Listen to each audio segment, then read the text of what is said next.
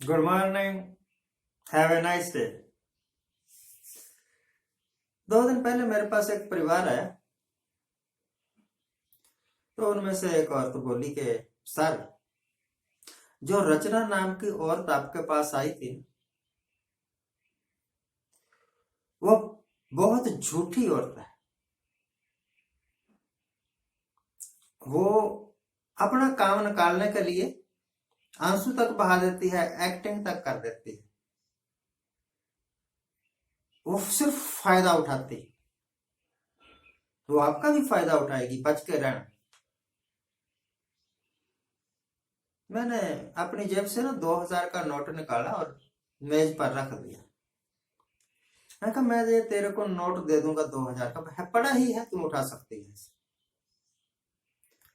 तू मुझे आंसू निकाल के दिखा, तू मुझे रो के दिखा। तेरे को मैं 10 मिनट देता हूं, 10 मिनट में कुछ ऐसा करके तू रो पड़े, और फुक्का फाड़ रो पड़े,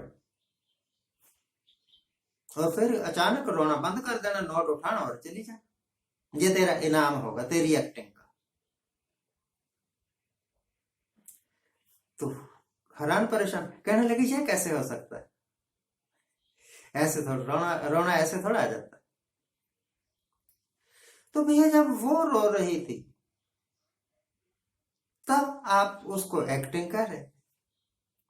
अब मैं आपको 2,000 रुपए दे रहा हूं कि रो के दिखाओ और नोट ले 2,000 का।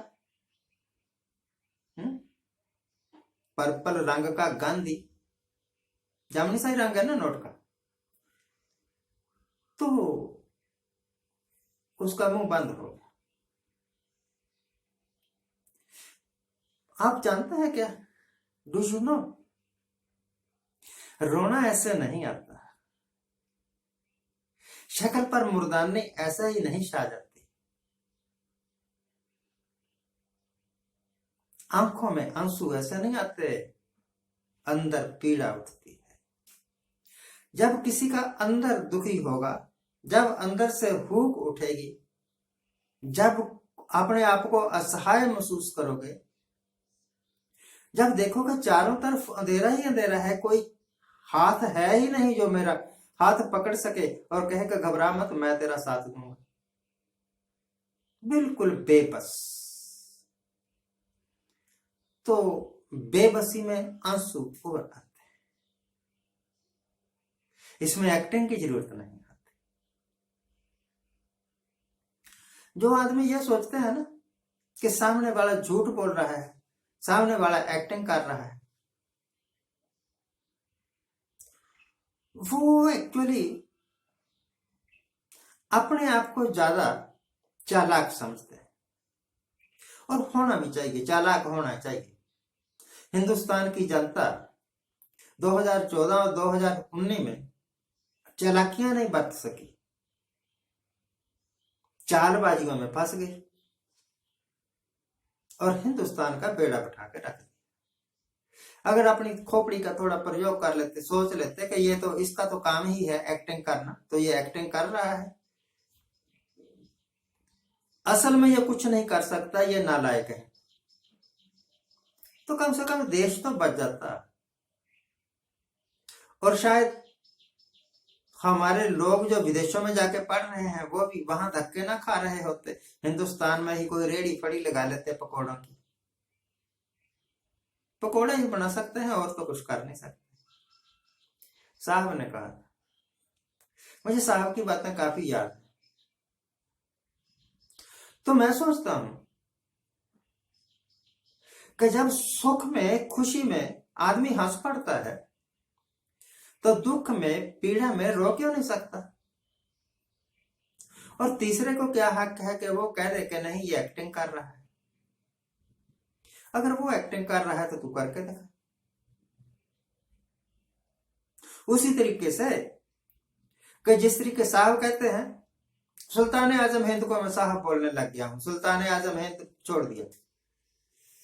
साहब कहते हैं कि नेहरू ने कुछ नहीं किया, इंदिरा ने कुछ नहीं किया, कांग्रेस के कारण ये सारी मुसीबतें हैं।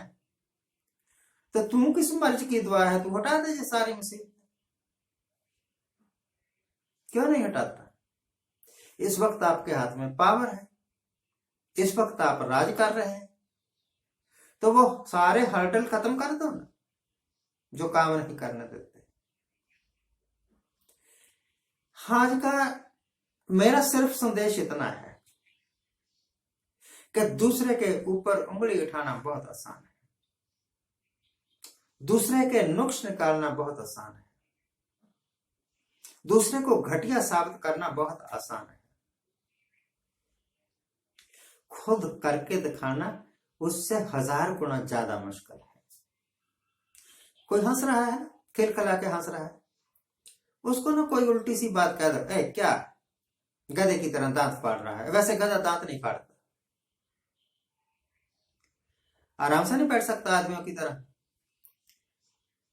उसकी हंसी गायब हो जाएगी, उसका मुंह लाल हो जाएगा, गुस्सा आ जाएगा, आंखें भी लाल हो जाएंगी उसकी। है इसकी हिम्मत कैसे होगी मुझे गधा कहने की, मुझे कहा दांत फाड़ रहा है, अब नहीं मैं तेरे को छोड़ूंगा। गुस्सा आ गया, हंसी चली गई। तो देखो किसी को नाराज करना कितना आसान है। अब एक रो रहा है, दुखी हो रहा है, सिर पीट रहा है, उसको हंसा के दिखाओ,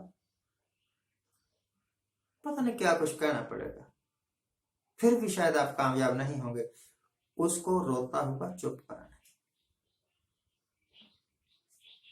अच्छा करिए, डू गुड, हैव गुड। नमस्कार।